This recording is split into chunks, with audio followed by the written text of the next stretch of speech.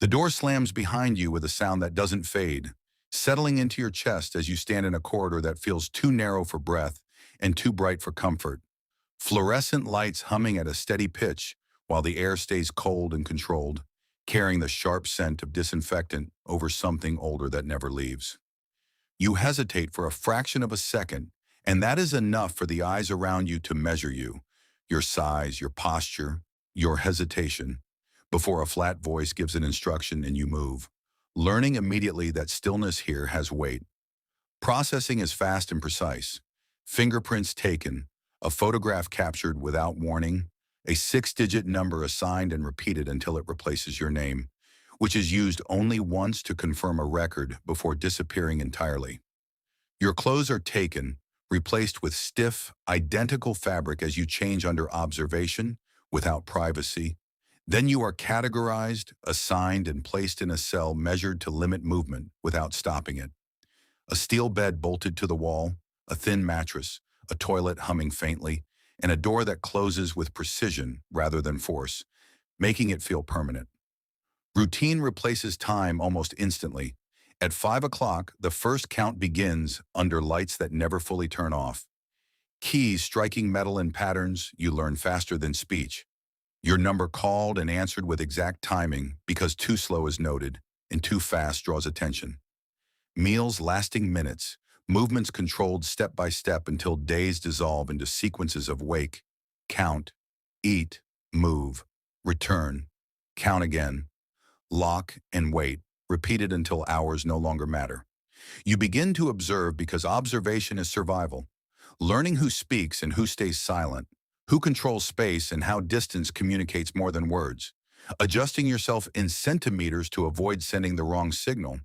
And after months, you are no longer new, not safer, but repositioned, given small tasks like cleaning quarters or moving trays, where compliance is not rewarded but expected, and consistency reduces scrutiny, which is the closest thing to progress.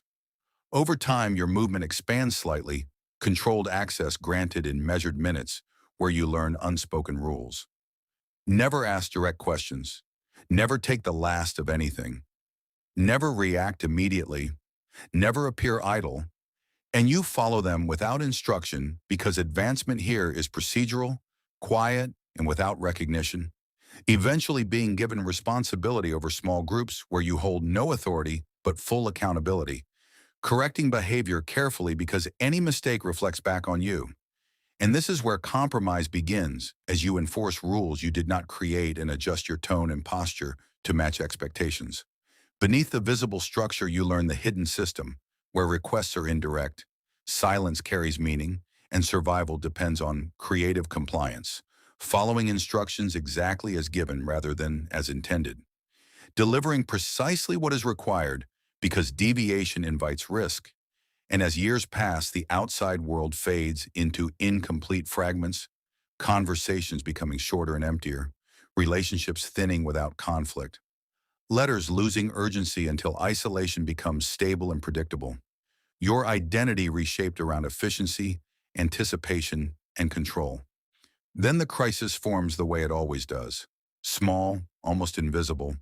A look held too long, a delay in line, a shift in space that carries meaning, and you recognize the pattern before it escalates, but cannot avoid it as contact is made in a blind spot without cameras.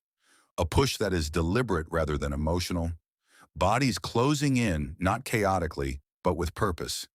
And you understand this is about position, not you. And you have seconds to decide whether to resist and risk escalation or submit and accept immediate loss of standing, both carrying consequences beyond the moment.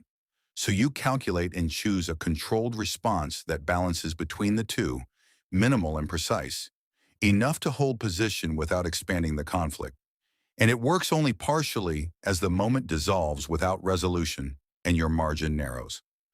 This becomes your realization that survival is not avoidance, but management, constant and exact, until years later the system no longer feels external but internal, running quietly in your decisions and reactions, shaping how you think and move, until something fractures, not from violence, but from absence, when you try to remember your name as it once sounded when spoken without purpose, and find that you cannot fully reconstruct it, the tone missing, the meaning incomplete, and you understand that confinement is not the walls, but the constant calculation that has replaced everything else. Your exit comes without ceremony, processed like everything before it. Years reduce.